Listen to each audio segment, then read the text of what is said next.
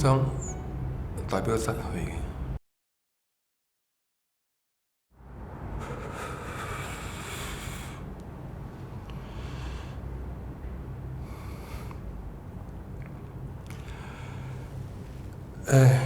我最大失去個親人啦。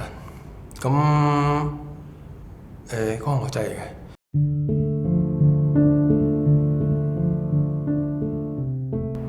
有啲嘢係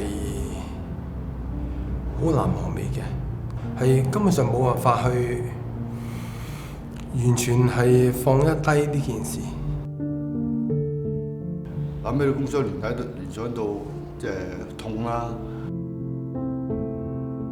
喺做嘢嗰一剎那就即係要一推嘅時候，咁好似觸電咁突然間發生，咁就成條神經咧就扯住晒，喐都喐唔到，一喐就劇痛嘅。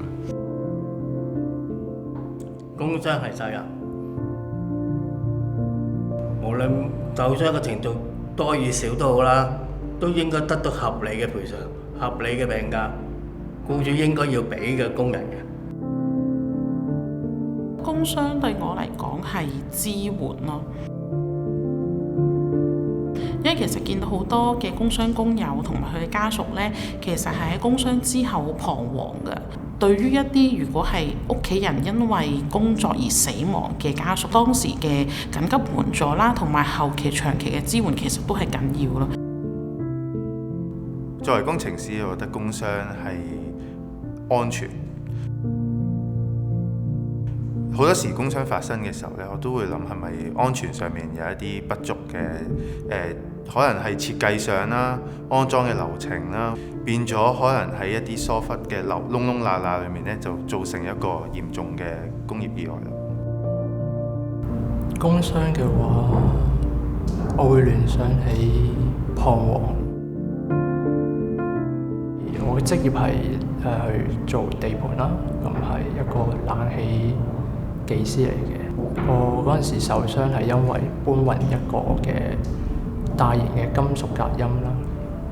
咁就好唔好彩，咁喺嗰一刻就意外發生就受咗傷。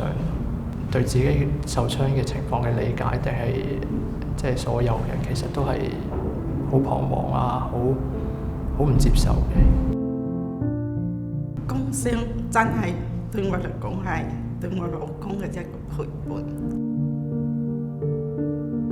因為我嘅老公咧係跌碎咗半側頭，一條胸骨裂5段，條腰咧就嘅腰骨裂咗。嗱，個醫生一陣間又同我講，保重，你嘅老公嘅 ICU 係零，即係乜嘢都唔識。你有心理準備，我哋唔俾佢翻去你哋屋企啦。我話我唔會俾佢去，我唔俾佢去。我有攞翻嚟我身邊照顧，我唔俾佢去老人院，真係唔俾嘅。一直咁一點一滴咁慢慢嘅照顧。講起工傷嘅時候，我會諗到係保障。保障兩樣嘢啦，第一一定係生命啦，保障；第二就係傷者或者死者家屬嘅權益啦。咁而家我哋見到喺安全上面，可能有啲仍然有不足嘅地方，以致我哋嘅生命健康冇受到保障。發生咗意外之後啦，傷者佢哋仍然面對好多保障不足啊。意外發生後，我哋嘅協助補救方案裏面，其實我哋公權會都係會做好多嘢嘅。